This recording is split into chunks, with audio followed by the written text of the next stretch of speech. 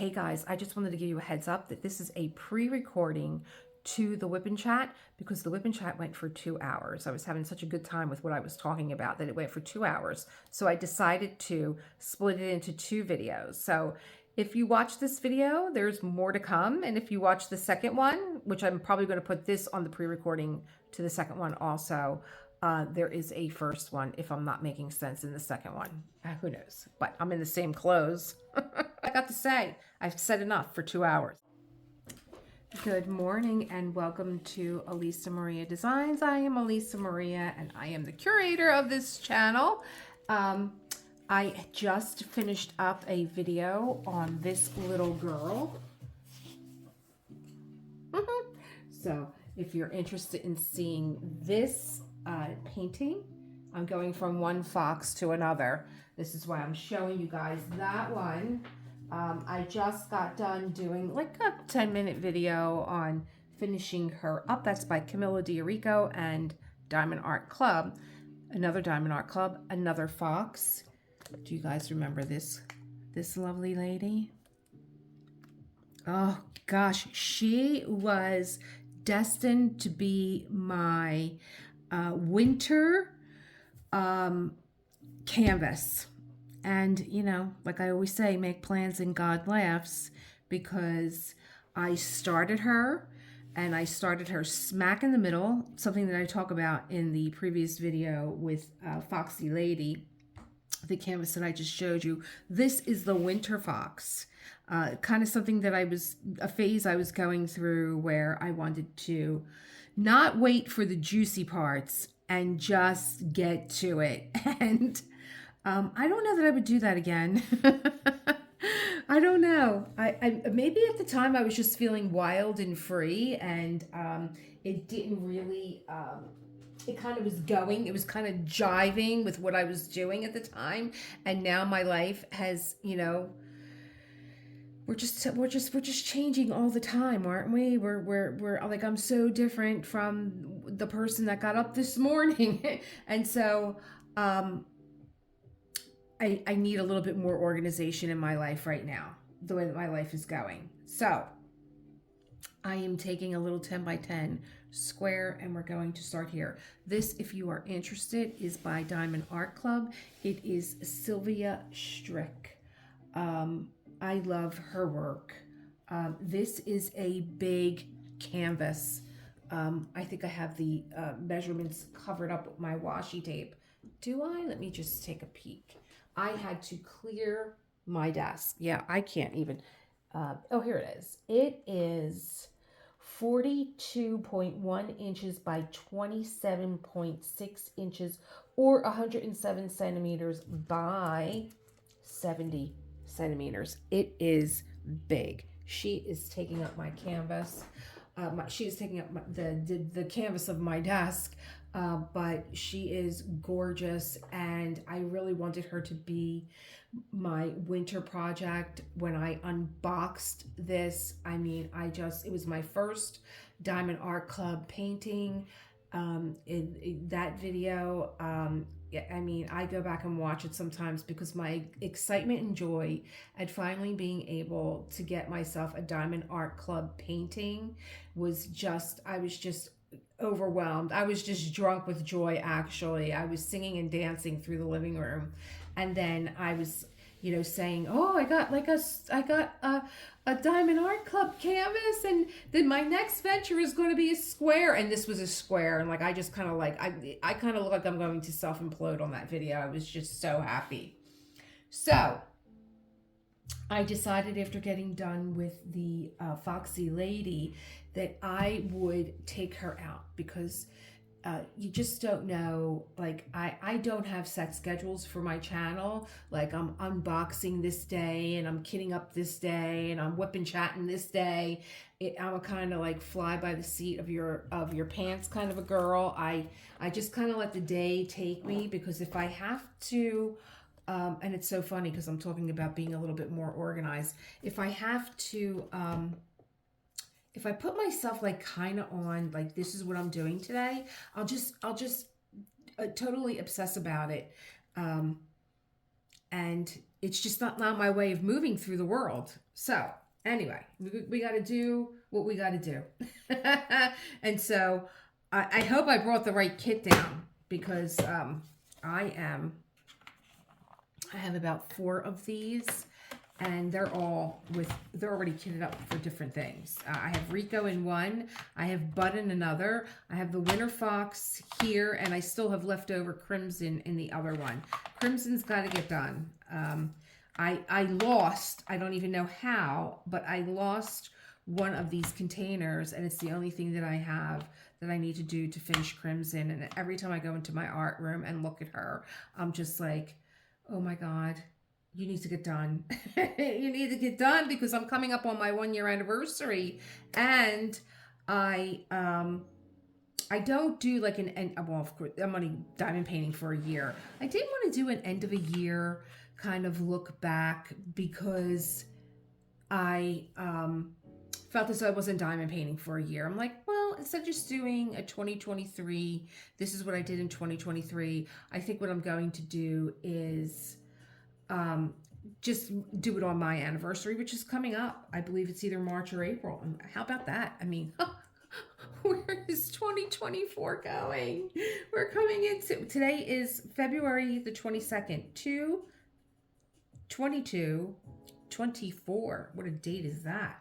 Okay, so I'm going to pull out what I need so I can get this off my desk. So I need this beautiful blue.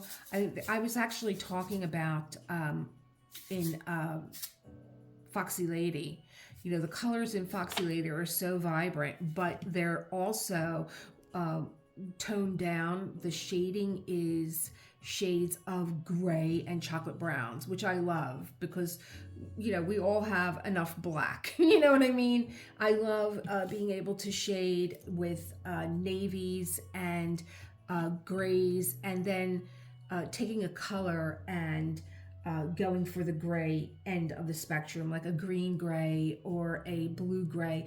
Love purple gray for shading. Love purple gray. That's kind of sort of like, I don't know, that for me, my eye, I'm seeing a little bit of purple in here, which is why when I kit up, I look at the DMC codes and I give the names out so that you are getting a true rendition of what the color is, in a way, because what my camera's picking up, what your TV is picking up, what my eye is seeing, if I go, oh yeah, that's a purple gray, and then you're like, no, it's not. What's the matter with that chick? So a lot of blues in this little section right here. Beautiful blues. So we have this color. Oh, and look at this. Oh, it's an AB. Oh, look at that. Just look at that color. Color just makes me so happy, no matter what is going on. I mean, there are things that I do to, wow, this is going to be called the blue block. No matter what, you know, I do as far as writing or reading or journaling, that's all great. But I also love having color. Yeah, that's it. That's the color. Well, it doesn't look like the color of the color on the canvas does not look like the color. Wow, it looks so much lighter here, but maybe I'm throwing some shade here. Okay, so just making sure I have the right colors here. All right, so this is what we are working with today here in this beautiful color palette, this beautiful canvas. I'm going to get you out of the way because I need room on this desk. I need room. And what else did I pull out today? Okay, so, and then I pulled out, I think because I have been sketching a lot this week, I pulled out a bunch of pens. It was like I just couldn't make up my mind. And why do I have to? Why? Why do we have to? Why do women always feel like they can't take up space? Take up space. Take it up.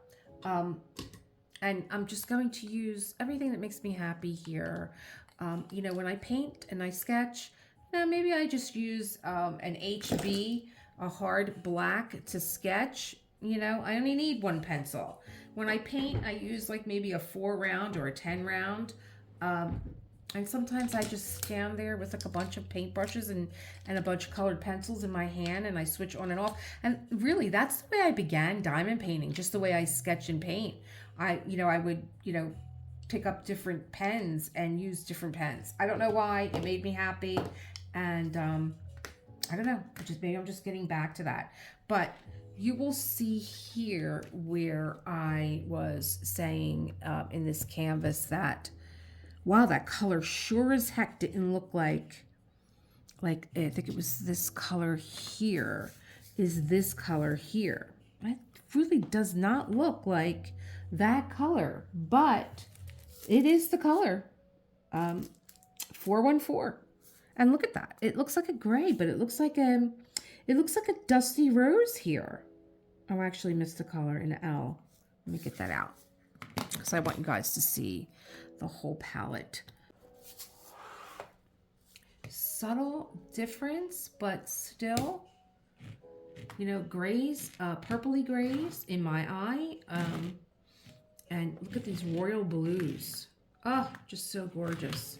So I know I really wanted to go. I really would have gone into her face today, but I need to get a little bit more comfortable with this canvas again. I'm going to start with the first color that I pulled and say, hello, how are you? How are you doing?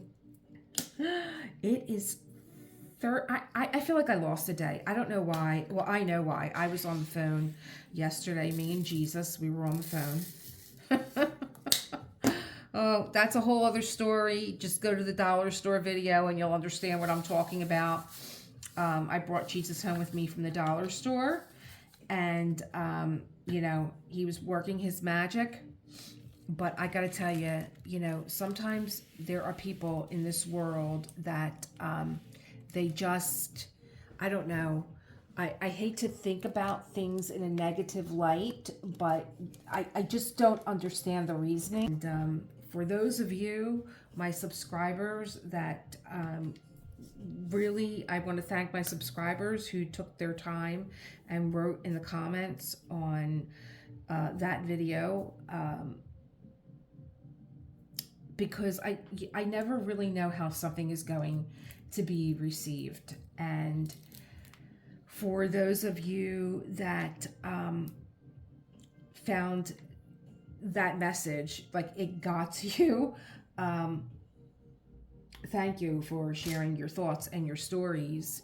Some of you found me on Facebook and you emailed me privately, and some of you put your story in the comments. And I do light my candle every morning. It's a ritual that I have. I light my incense and I do my reading, I do my journaling. That's what I do. I want to get you guys closer here. Okay. So I do my writing and I do my journaling and I try to read something spiritual, and I share everything with you guys. Like, I had said I could never have a Patreon because I'm constantly spilling the tea right here. Which one am I using? I don't even know. Why did I pick you up? I'm going to try once again with putty and with Diamond Art Club's skinny placers. Okay. So that's what I do in the morning. I was saying that Megan from Megan Diamond Painting was doing these diamond paintings that she found from the dollar store, and I wanted to check it out. I didn't think that my dollar store would have it, or that it would be something like a treasure hunt to try and find it, which it was. And it reminded me of an exercise in the artist way where you challenge yourself. You take yourself. People think, oh, I'm not creative. We'll go to a dollar store and just to prove that you are, because we all are, pick up a few items at the dollar store and go home and make something. Have fun with it. It's kind of like journaling, where you buy yourself a composition book And you know, if you ruin the composition book, I think it's why a lot of people don't journal, is that they go out and they buy these fancy pens and fancy journals, and they think, well, what I'm putting in here isn't really worthy enough for this journal. um, you know, and so go get yourself a composition book. And then this way, if you feel as though you've ruined it because your handwriting is sloppy, or your what the content that you're putting in there is not worthy of your leather-bound Jane Austen journal that you're using with a feather pen and ink. We all have those fantasies. Then, you know, that's what really turned me into a writer, because I had those thoughts too. I was like, oh, I ruined another journal. I went out to Barnes and Noble and I bought this beautiful journal and I just ruined it. You know, my handwriting is atrocious. And so when I took the class with my girlfriend Anna called Journal to the Self, the author had said, go out and go get yourself a dollar therapist. And that's a composition book at the dollar store. Just go get your dollar therapist. And then back journal, I still have my first journal. I wrote in that journal in the front, in the back. I wrote sideways. I wrote in the margin. I wrote upside down. I wrote with different color pens. I love that journal. That journal just unleashed my love of writing and unleashed my creativity. So that little trip to the dollar store reminded me of that exercise, and I bought a bunch of stuff, and Jesus came home with me. And I remembered going to a class where we made candles, and we filled the candles with intentions. You know, we used different herbs, different oils, and different colors, all to set the intention. And I just wrote my intentions on the candle, and the candle got to work really, really quickly. My son came home that day and said that he had met this girl and that she works for the doctor's office that I'm having a problem with, and that she was hired to get the office in order. And she did. And she put me in touch with the office manager yesterday. And I just wanted to say thank you to you guys that responded to that message, because that whole talk turned into like a self-care Sunday, because that talk certainly turned spiritual in nature. And like I said, I never know how these things are going to be received. These talks are going to be received, like, you know, I mean, I listen to a lot of people on YouTube is constantly on in my house. I have no time for any of the nonsense that's going on any other channels. But I do watch a lot of diamond painters on YouTube. I do watch their channels. I do support them. I do comment, and I do enjoy watching what other canvases diamond painters are doing on other channels. And like I said, one of them was made in diamond painting. She does a lot of dragons. She likes her dragons. I think it's, I can't think of the gentleman's name because it's not anything that I do.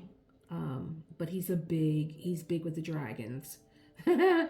He's big with the dragons.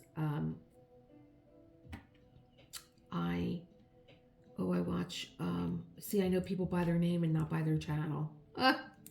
And she does a live every Thursday at 5. Live at 5 with Joanna. So I watch her, and I like the Diamond Daughter. She does a live too. So like just different diamond painters that have different, not even the same taste as me, but different tastes than what I enjoy doing. So and that's how like I kind of am like, well, I would have never looked at that diamond painting. I would have thought it was pretty, but now that I'm seeing it being done, oh, it's really gorgeous. I might want to do that. I might put that on my wish list. I would love to go through. I would love to do a video too on what's on my wish list. That would be interesting. That would be interesting. What is on your wish list? But I think that there's such power in unboxing canvases. I think when you guys get to just not see it on the site that you're buying from, but it actually being unboxed, and for those of us that are doing that filming, and we're showing you the color palette, and we're doing the WIP chats, it really, I think, does a lot to bring attention to that artist or to that canvas. See, I went back to, I can't, I don't know what it is. I keep trying. I don't really ever give up on something because, like I said, I'm a totally different person than the one that got up this morning already. I keep going back to see, can I use, I don't know if it's just the shape of these, I don't know what it is. I don't know, but I keep going back. I just broke a plastic one. Because I think I like the plastic ones because there's a little bit of give to them, where there's not give with the metal ones. They're just, this is the shape and they don't move. Whereas the plastic ones, I find that they move, and I kind of enjoy using them more. I don't know. Well, I do know. I'm more comfortable with the plastic ones. I don't know why I'm saying I don't know. Of course I know. And this is a 8. And I did a little video because I was showing you guys that I was using a ruler. And there comes a point where the you're able to place the drills perfectly, but after you get to a certain row, it starts to go off by like a 1/16 of an inch. Well, I find that also with using really big placers, like I'm talking 14, 16. My drills always go down very nicely, but the further down the row, like say maybe the 9th, 10th, 11th, 12th drill, it starts to go off a little bit, and you always have to turn your pen around and kind of fix it. I did a little video on that. I have to get it up. It's maybe about 4 minutes long. Just a little observation that I find. And like, is it worth getting a longer placer if you're going back and you're doing all this adjusting? Like, I don't know. Because I really don't like pushing my drills. I just find that this glue is so sticky. It's almost like a rubber band. It just kind of pushes back, and then I always feel like I'm constantly pushing my drills in or over, or you know. And I don't know. I think that I am a neater diamond painter when I am painting with a smaller placer. Now this is an 8, and I really don't even like going above an 8. Like, I like a 7. So let me try this 7. I have all different waxes in here too. So now I just said 7. I had to catch myself because there are 7s on this painting, and I would start painting the 7s because that's how like dyslexic I am. I get things backwards. So you're painting with a 7, you're not painting the 7s. Yup. That's the way it is. I was finally, well, I was thinking of something, and I'll tell you what made me think of it. Part of it was you guys writing your stories and leaving your comments on the self-care Sunday video that I did, but I believe it was just the dollar store video, and it was kind of long. I know it was over an hour, and I was thinking about, you know, how wonderful it is sharing stories, because at one time Here comes another 80s moment. I should have like theme music. I was thinking about really didn't share things that were going wrong in their lives. They would just kind of, everything is great, everything's perfect. Oh yeah, my marriage is great. Um, you know, the kids are great. Everything's done in my house. The house is perfect. I'm going to the gym. My body's perfect. I don't know. The 80s were weird, man. They were weird. And I remember here's another thing too. And my husband and I have so much in common. And he was always talking about this show that he would watch called Dream On.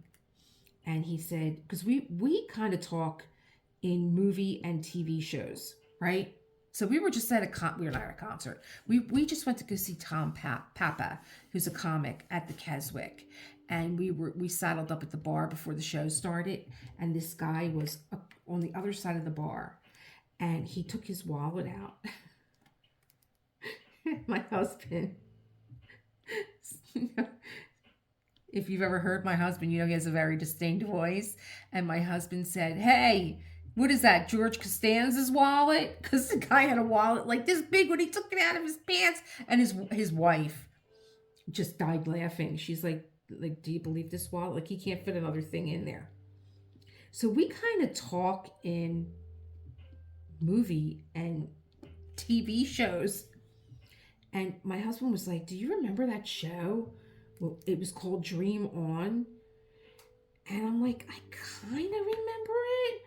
I can't remember." And he's like, "Don't you remember that, the kid grew up in front of the TV and his whole life was like, when the show, he grew up in front of the TV, but when something happened in his life or in his marriage and he would think about it, it was always in the flashbacks of like I Love Lucy or the shows that he grew up with." I'm like, "I kind of remember that." He's like, "I love that show and I don't think it's streaming anywhere." So when his birthday rolled around, I found it on eBay and I bought him the entire season. And let me tell you, he watched it all. I'm the same way. I think about the shows that I did grow up with when I think of something. I think everybody thinks in Seinfeld. I think once a day, everyone's having a Seinfeld moment, a Seinfeld episode, or Larry David. We watched Curb Your Enthusiasm last night.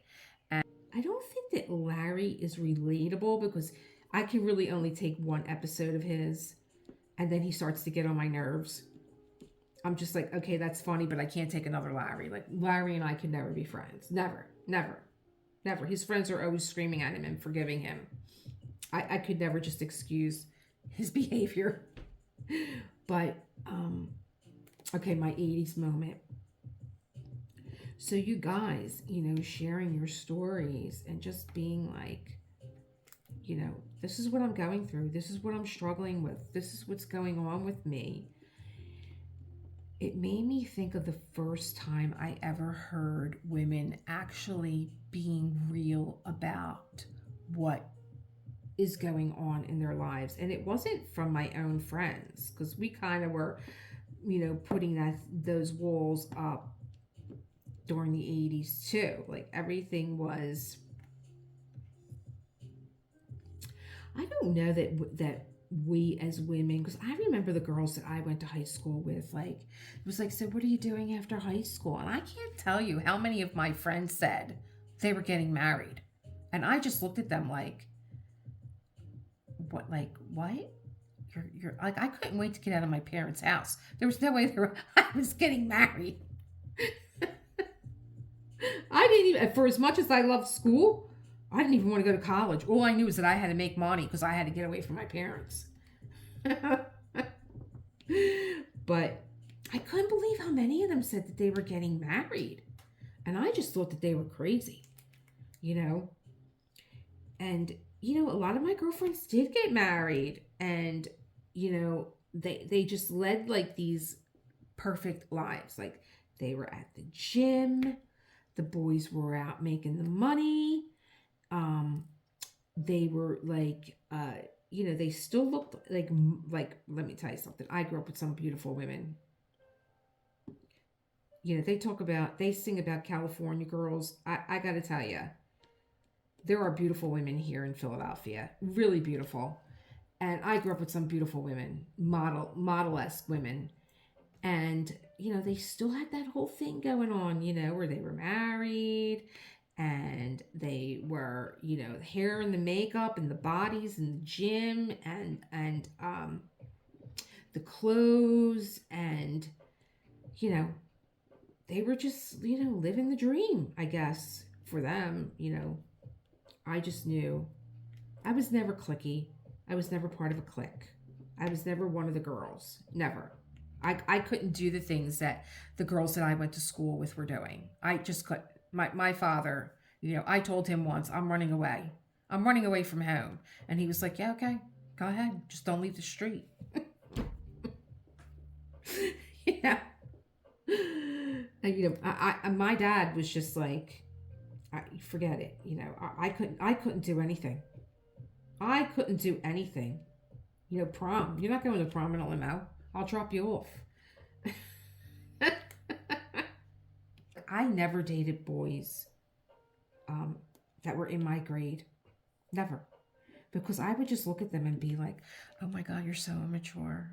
Like, grow up. Yeah. But they were just getting back to this whole thing with you guys and you guys sharing your stories and all. And I thought, this is so lovely that we can talk openly now, if we choose to, about the charms and challenges that we have in our life. And like, you might look at somebody's profile picture and think, wow, this girl's got it going on, or she's got it together, or you might fantasize about what her life is like. But let me tell you, the people are struggling, and it's not just you.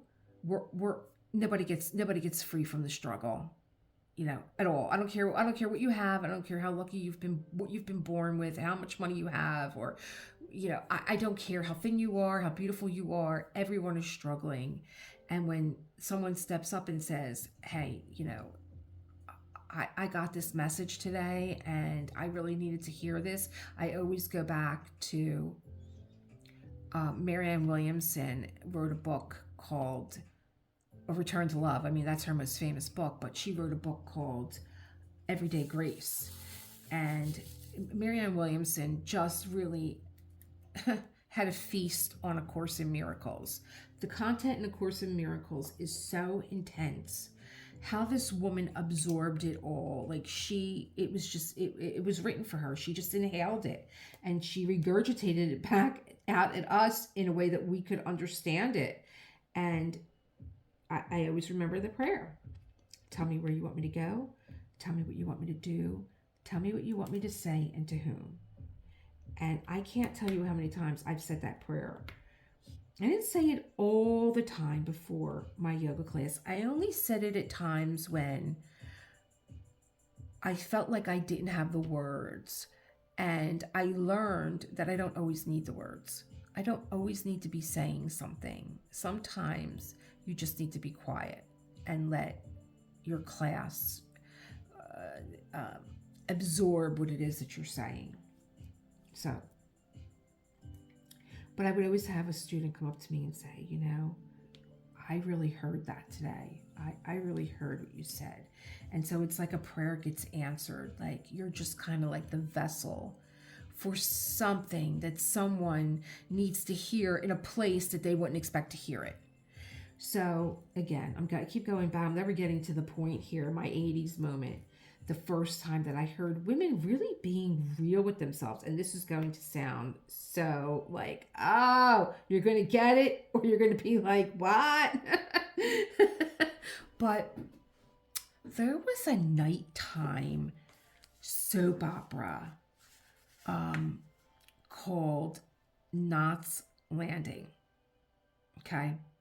I wish I could remember the music. I can't, because I have this 80s music in my head.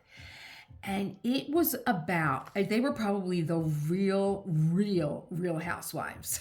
They were the real housewives of Southern California that lived in this cul-de-sac, which a cul-de-sac is like the end of the road, right? You kind of go down the street and you kind of go around, and then you come back out again. And let me see, this show ran all throughout the 80s, and nighttime soap operas were big. You had Dallas, you had Dynasty, and Knots Landing was a spin-off of Dallas. Right, yeah, it was a spin-off of Dallas. I don't think that I really watched Dallas, but I gotta tell you, they were so amazing, these nighttime soap operas, because they had great actors on, and they had like stories about blackmail and infidelity and murder. And for me, I grew up with the daytime soap operas. I would come home from school, and my grandmother was a Channel 6 ABC devotee. Okay, so my gram was All My Children, the Erica years. They should have named that one. General Hospital. Is that Channel 6? Am I getting that right? I think I'm getting it right. And so the nighttime soap operas, to have these nighttime soap operas with this glamour and glitz, and like Nolan Miller was the designer of like Linda Evans and Joan Collins' wardrobe, and he dressed, oh my God, the most amazing stars of the day, like Ava Gardner, and like, and all his jewelry. I had so much Nolan Miller jewelry from QVC, because he would be on and he would have these fabulous stories about all the movie stars. And so Knots Landing was a spin-off of Dallas, the Ewings, right? And who were the housewives? Because there was Gary and Val, and I think Gary was a Ewing. Gary Ewing, yeah, Gary and Val. And Gary was escaping. Bobby Ewing. I can't see. I get them confused with Who Shot JR and what was Bobby's story. Oh, Bobby died too, and that's where the spinoff came off at.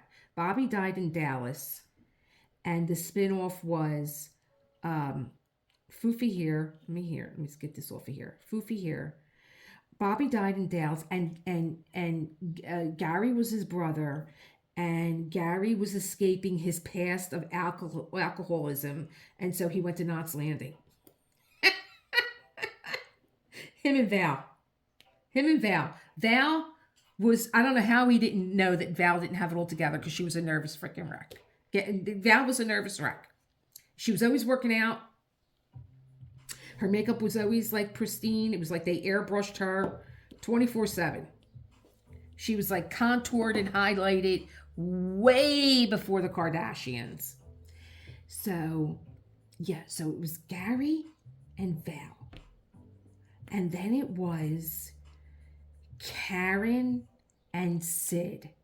So Gary and Val. Oh, let me get this right. Val was Joan Van Ark, and Gary was Ted Shackelford. Okay, but they're best friends in the cul-de-sac. The other two, like these were like the ringleaders. These were like the clique. Karen and Sid, and Karen was Michelle Lee, and Sid was Kevin Dobson. And like these four were like, they were like the power couples of the cul-de-sac. And they were good friends. And Sid owned a car dealership that Gary worked at. Just the right amount of closeness. And then they had like, I can't remember. I mean, I kind of remember them. like Laura and Richard, they were like really wealthy and they lived in the cul-de-sac, but I don't remember them as much as like the four: Gary, Val, Karen, and Sid. And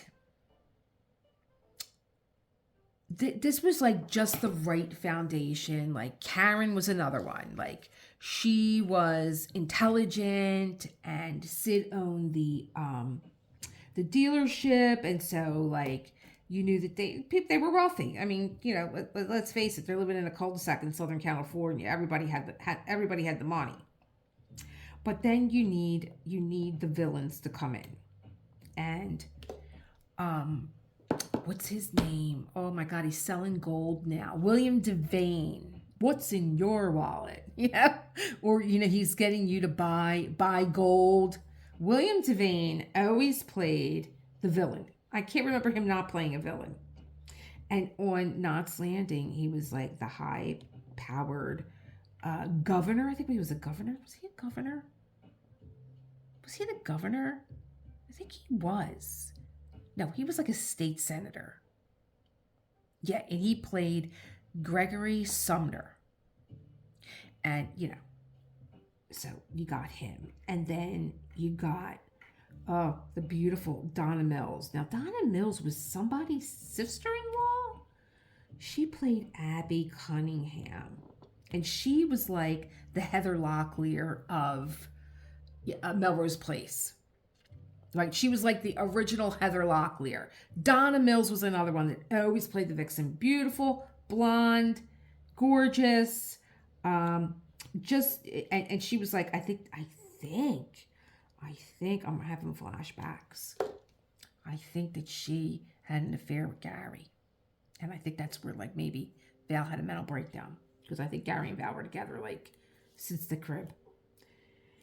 And then they brought in Nicolette Sheridan, another beauty, another beautiful girl, another one great for playing a vixen.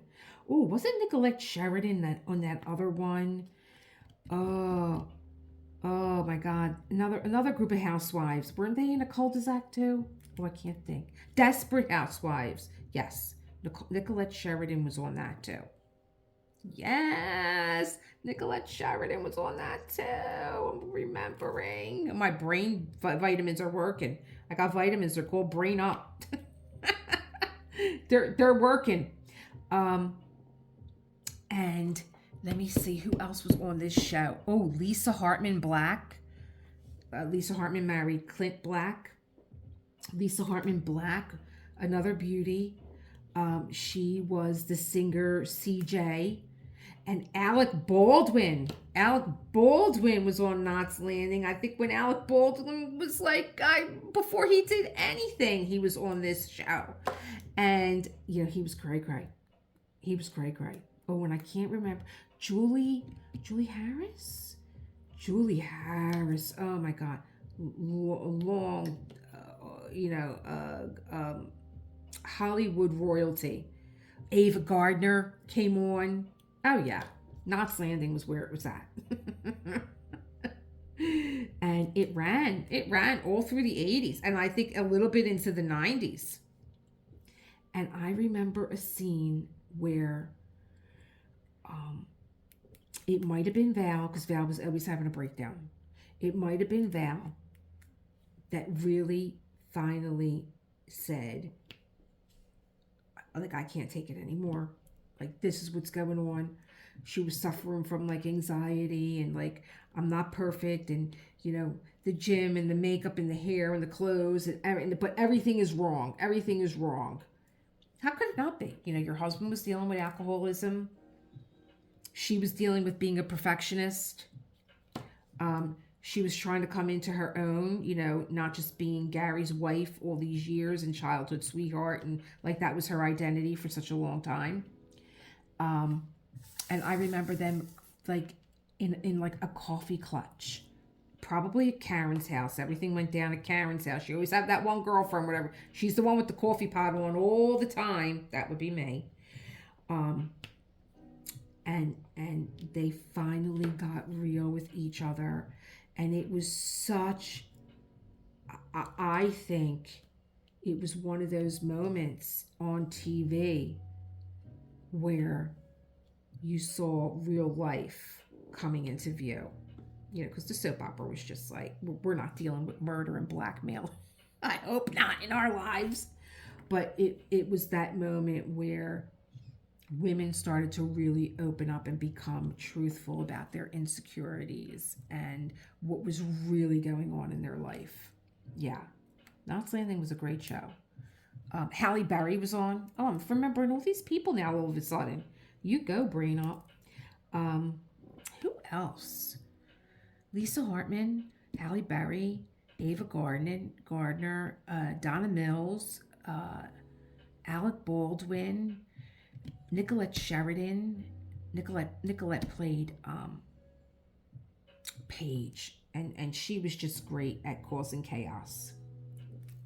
And making, you know, the other women who, you know, feel insecure. You know, you got this young, beautiful thing, you know, making her, and they, of course, put her head to head with Donna Mills, who was older, but not insecure. Donna Mills was like, you know, I'll run circles around you, little girl. So I went looking for this show, and it's not streaming. I think you have to buy it. Is that the right color? Yeah, okay. It kind of looks like it's shape-shifting in color here. I'm digging out of the same tray. I haven't changed anything, and I'm looking at it like, it's wrong. I'm not getting far. Am I talking this much? But, you know, I wanted to tell you guys that I guess the reason why I went looking for, because I finished This Is Us. Oh my God. I will remember this show when I'm on my own deathbed. I'm telling you, just now my husband, who has been seeing, watching me get through this last season and jumping in on it, he loves Randall. I love Randall. Randall and Beth are my favorite couple. I love them both. I love their story. I love their backstory. I love their parents. I love everything about how they grew up. I love everything about Randall and Beth. And he loves Randall and Beth. And he's like, I would really want to watch this show from the beginning. Now, mind you, it's 6 seasons. There's 18 episodes, an hour long in each season. And in the last season, with the last few episodes left, he now wants to watch the series. So we started it again last night. And I'm just loving it all over again. We watched season 1, episode 1. And I have to tell you, to just see a family unfold, a couple fall in love, get married, have children, and see their lives unfold for an expansion of, like, maybe it's like, what, 40 years? What a show. What a show. And I guess it made me hungry for something like that. I don't know. I'm not comparing Knots Landing to the Pearsons. And I'm not getting far here. I'm telling too many stories. I didn't even finish this one color blue, you guys, and I pulled out all these blues. I pulled out all these colors. Like, I was going to get done this 10 by 10 block. And, you know, trust me, I do watch other diamond painters, like I said, and they get done. I guess they're not gacking on like I am. But I do hear a lot of stories from them, too. And I love the way Megan speaks. I love Megan. She diamond paints on an easel, which I love. Oh my God, you guys. I was really thinking, again, I told you guys in one of my videos that I love the word eager. I was so eager to begin this again today because I love this little girl. I love this little painting. I love this canvas that I actually thought, well, oh yeah, I can do a 10 by 10 block and talk and get it done in an hour. I don't know. Maybe I should just keep talking and I'll just turn this into 2 videos. Maybe I should say, I'm going to stop here and come back tomorrow for the second half of this WIP chat. You know, I could. Or should I say goodbye and then just keep talking? And not really say goodbye. I'm going to do that. That's what I'm going to do. I'm going to say goodbye here. I'm going to end my video.